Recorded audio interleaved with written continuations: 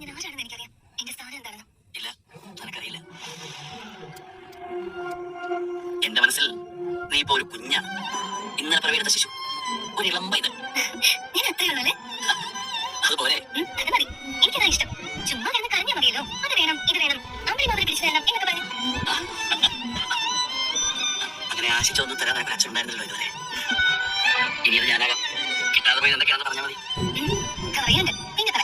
ഇപ്പൊ എനിക്ക് കുറെ ജോലി തീരാനുണ്ട്. ബ്രേക്ക്ഫാസ്റ്റ് ഉണ്ടാക്കണം, ചോറും കറിയും വെക്കണം. ഓ ശരി, അത് നടക്കട്ടെ. സാറിന് ബ്രേക്ക്ഫാസ്റ്റ് എന്താ വേണ്ടത്? എല്ലാവർക്കും വേണ്ടി എന്താണോ ഉണ്ടാക്കുന്നത് അത് മതി. ആ പിന്നെ ഈ സാറ് വിളി ഇനി അങ്ങ് നിർത്തിക്കോ. എല്ലാവരോടും ഞാൻ പറഞ്ഞില്ലേ നീ എന്റെ മകളെന്ന്. എന്റെ മക്കളെ നീ എങ്ങനെയാണോ വിളിക്കുന്നത് അങ്ങനെ വിളിച്ചാൽ മതി. ഇനിയിപ്പോ ആരും ചോദിക്കാൻ പറ്റില്ലല്ലോ എന്തുകൊണ്ട് അങ്ങനെ വിളിക്കുന്നു. എങ്ങനെയാ വിളിക്കണ്ടേ?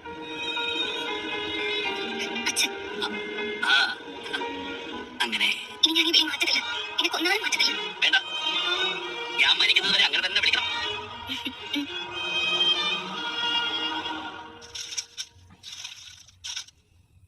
അച്ഛാ,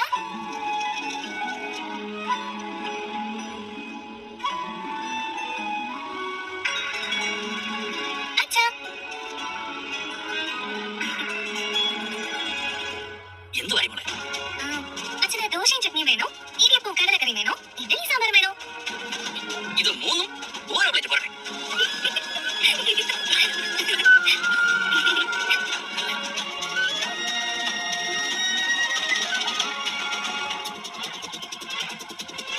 ശിവേട്ടാ, ശിവേട്ടൻ എവിടെയാ?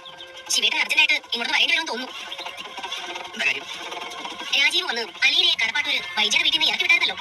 അത് തിരിച്ചു വന്നിട്ടുണ്ട്. തിരിച്ചു വന്നോ? ആ, ബാലേന്ദ്രൻ വിളിച്ചോണ്ട് വന്നു.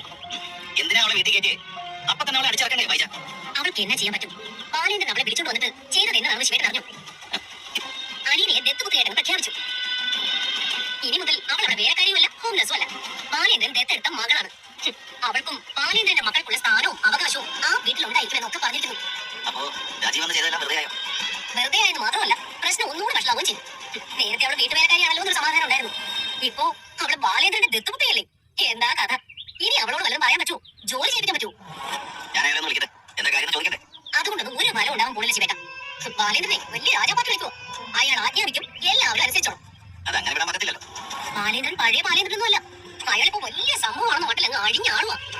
അത് ഞാൻ അറിഞ്ഞു. അവളെ കൊണ്ട് ഏതോ റിസോർട്ടിൽ പോയി താമസിക്കണമെന്ന് രാജീവ് പറഞ്ഞായിരുന്നു. അതൊക്കെ മനുഷ്യനോട് പറയാൻ കൊള്ളാവോ? വൈജി ഇതൊക്കെ എങ്ങനെ സഹിക്കുന്നോ ആവോ? അവൾ ഭയങ്കര വിഷമത്തില. ഞാൻ രാജീവിനെ വിളിക്കട്ടെ. ഞങ്ങൾ രണ്ടുപേരും കൂടെ എന്താ വേണ്ടതെന്ന് ആലോചിക്കട്ടെ. വൈജയെ ഞാൻ വൈകുന്നേരം വിളിക്കാമെന്ന് പറയാം. ഇപ്പൊ വയ്ക്കാണ്. ശരി ശിവേട്ട.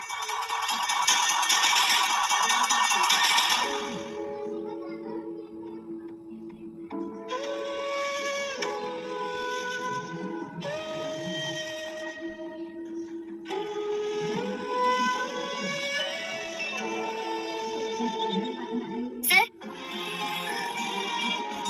അച്ഛാ, അച്ഛാ, വാതിൽ തുറക്കൂ. ഇതെന്താ പതിവില്ലാതെ വാതിലിന് കൊച്ചിയിട്ടേക്കുന്നത്? എനിക്കാണെങ്കിൽ മുട്ടി വിളിക്കണമെങ്കിൽ. ഇതൊക്കെ ബാലേന്ദ്രൻ മനഃപൂർവ്വം ചെയ്യുന്ന. എന്തിന്? നീ എന്നെ വിളിക്കുന്നത് എന്താണെന്ന് കേൾക്കാൻ. ഓ, ഭയങ്കര ബുദ്ധി തന്നെ. സമ്മതിച്ചു. ആദ്യം നീ സാറെന്ന് വിളിച്ചതും കേട്ടു, പിന്നെ നീ അച്ഛാന്ന് വിളിച്ചതും കേട്ടു. ഞാൻ ഇന്നലെ ജനിച്ച വീണ കുഞ്ഞല്ലേ, ചെറിയ തെറ്റൊക്കെ പറ്റും. അതുകൊണ്ട് ഞാൻ അതിന് ക്ഷമിച്ചു. ഇനി സൂക്ഷിച്ചോളാം. ചൂട് പോകുന്നതിന് കഴിക്കും. ഇപ്പോഴാണെങ്കിൽ 65 ഡിഗ്രി സെന്റിഗ്രേഡ് ഉണ്ട്. ഇപ്പൊ കഴിച്ചില്ലെങ്കിൽ തണുത്തു പോകും.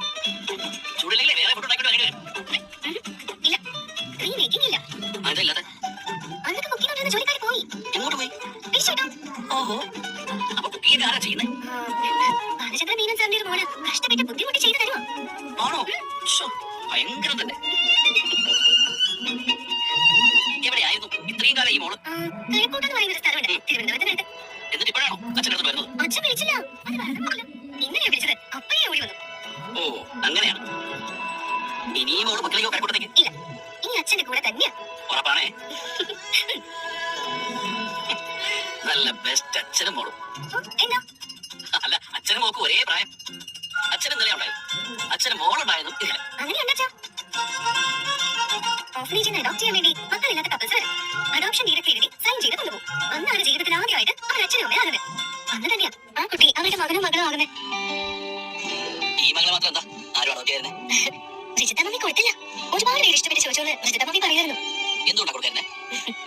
ഈ അച്ഛനെ തരാൻ വേണ്ടി കാത്തു സൂക്ഷിച്ചു നിർത്തിയതായിരിക്കും. അത് കറക്റ്റ്, അതാണ് സത്യം.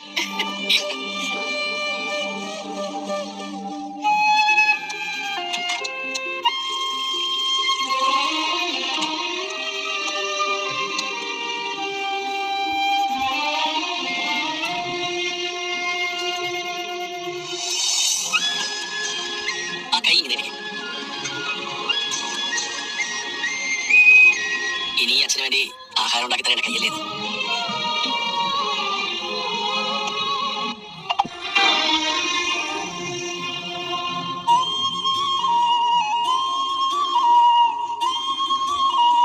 എന്റെ 3 മക്കൾക്ക് ഞാൻ വാരി കോരി കൊടുത്തിട്ടുണ്ട്.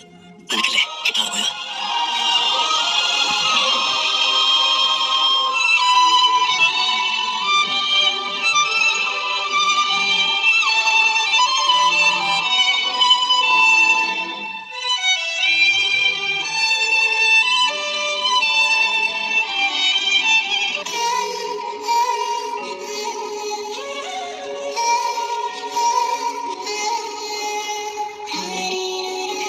അച്ഛാ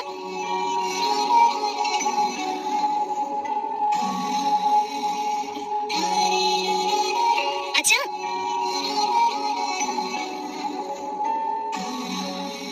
അച്ഛാ കേൾക്കാനിട്ടാണോ? അല്ല, കേൾക്കാൻ വേണ്ടിയാ. എന്താണ് പറഞ്ഞോ? ഒന്നുമില്ല.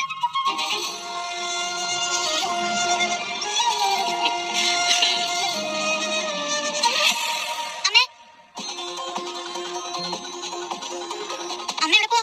എന്താ ദൂരേക്ക് എവിടെയും പോകണമെന്നറിയാനാ? ദൂരെ എവിടേക്ക്? ഞാനെന്താ വീട് വിട്ട് പോകാന്ന് വിചാരിച്ചോ? പറയാൻ പറ്റില്ലല്ലോ. അങ്ങനെയല്ലേ ഇപ്പോഴും നടക്കുന്നത്.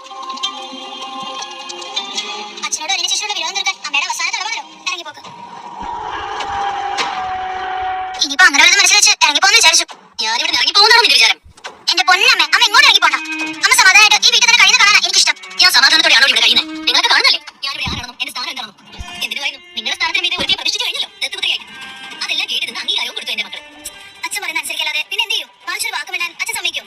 അമ്മയെ കൊണ്ട് പറ്റുന്നില്ല അച്ഛനെ എതിർക്കാൻ. പിന്നെയാണ് ഞങ്ങൾ. തൽക്കാലം ആരും എതിർക്കാൻ പോണ്ട. അച്ഛന്റെ തീരുമാനം എന്താണോ അത് നടക്കട്ടെ. അലീന ചേച്ചി അല്ലെങ്കിലും സ്വന്തം ചേച്ചി പോലെ ഞാൻ കണ്ടിരുന്നത്. ചേച്ചി എന്നെയും അഭിയേച്ചിയും രോഹിണിനെയും സ്വന്തം സഹോദരങ്ങളെ പോലെ കണ്ടിരുന്നത്. ഇപ്പോഴും അങ്ങനെ തന്നെ കാണുന്നതും. പക്ഷെ അലീന ചേച്ചി ഒരു ഹോം നേഴ്സായിട്ട് കണ്ടിരുന്നത് മാത്രമല്ല, ആ ചേച്ചിയുടെ വേലക്കാരിക്ക് താഴെ അടിച്ചു നടത്തി ഉള്ള ജോലി മുഴുവൻ ചെയ്യിപ്പിച്ച് ഫിസിക്കലി മെന്റലി പേടിപ്പിച്ച് പുറത്തു കളി. നീ എങ്ങോട്ടാ ഈ പറഞ്ഞു പോകുന്നത്? നിനക്ക് അച്ഛനെ വിളിക്കണോ? ആ, അച്ഛനെ വിളിക്കാൻ നല്ലത്. അമ്മയ്ക്ക് പഠിക്കാമെന്ന് ഞാനൊരു വഴിയോ? നീ എന്ത് ഉദ്ദേശിച്ചാടി അങ്ങനെ പറഞ്ഞത്? എന്നെ കണ്ടുപിടിച്ചാൽ നീ ഏത് വഴിക്ക് പോകുന്ന ചോദിച്ചില്ലേ? അമ്മേ വിട്. അവള് നിലനിൽപ്പില്ലേ? കുറച്ച് ദിവസം ഏതോ റിസോർട്ടിൽ പോയി അച്ഛന്റെ ദത്തുപുത്രനെ കൂടെ കൊടുത്തപ്പോ അവളൊന്ന് മാറിപ്പോയാൽ ഇങ്ങോട്ട് മാറിയില്ല. ഇത് കമ്മൽ തെറ്റിദ്ധാരണ മാത്രം. അലീന ചേച്ചിനെ പ്രൊട്ടക്ട് ചെയ്തിട്ടുണ്ടെന്നത് ശരിയാ. അതിന് റീസൺ ഉണ്ടായിരുന്നു. അലീന ചേച്ചിയോട് വന്നത് മുതൽ ഇന്ന് വരെ ആ ചേച്ചിയുടെ കുറ്റമായി കണ്ടെത്താനായിട്ടില്ല. എന്നിട്ടും അലീന ചേച്ചിയാണ് ഈ കുടുംബം നശിച്ചു പോകാൻ കാരണമെന്ന് എല്ലാവരും പറഞ്ഞപ്പോ ചേച്ചി ഇറക്കിവിടാൻ എല്ലാവരും കൂടെ ശ്രമിച്ചപ്പോ ഞാൻ പറഞ്ഞോ? ഇല്ലല്ലോ. അതെന്താണ് അമ്മ അച്ഛനും തമ്മിലുള്ള വഴക്ക് അങ്ങനെയെങ്കിലും തീർന്നെങ്കിൽ തീർന്നോട്ടെ എന്ന് വിചാരിച്ചിട്ടാ. നീ നിന്റെ അച്ഛനോടും അച്ഛന്റെ പുതിയ പുത്രിയോടും ചെന്ന് പറഞ്ഞേക്കും. എന്റെ വാക്കിനും എന്റെ തീരുമാനത്തിനും വില തരാത്തിടത്തോളം ഇതങ്ങനെ തീരാൻ പോകുന്നില്ല. അലീന അല്ലെങ്കിൽ വൈജയന്തി, രണ്ടിൽ ഒരാൾ മാത്രമേ ഈ വീട്ടിൽ ജീവിക്കൂന്ന്. അമ്മ വെറുതെ വാശി അടിക്കാൻ നിൽക്കണ്ട. അച്ഛന്റെ തീരുമാനത്തിനെതിരെ പ്രശ്നം കൂടുതൽ വശമാകത്തുള്ളൂ. അച്ഛനോട് ഉള്ളിടത്തോളം കാലം അലീന ചേച്ചി ഉണ്ടായിരിക്കും. അമ്മ എല്ലാം പറഞ്ഞത് അലീന ചേച്ചി സ്നേഹിച്ചില്ലേ സാരമില്ല. അലീന ചേച്ചിയുടെ പേര് പറഞ്ഞ് അച്ഛനായിട്ട് വഴക്കാണ് നിൽക്കുന്നത്.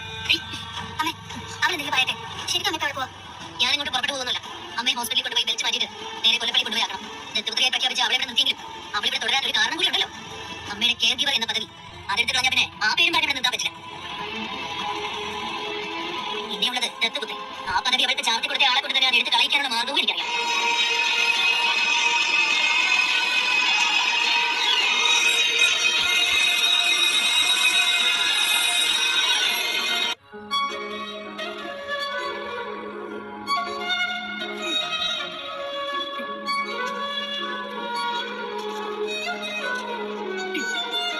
ഒരു പൊട്ടു വിളിത്തോട്ടെ. ഓ വേണ്ട. ഇനി ഒരു ചന്ദ്രക്കുറി. ആ അതായിക്കോട്ടെ.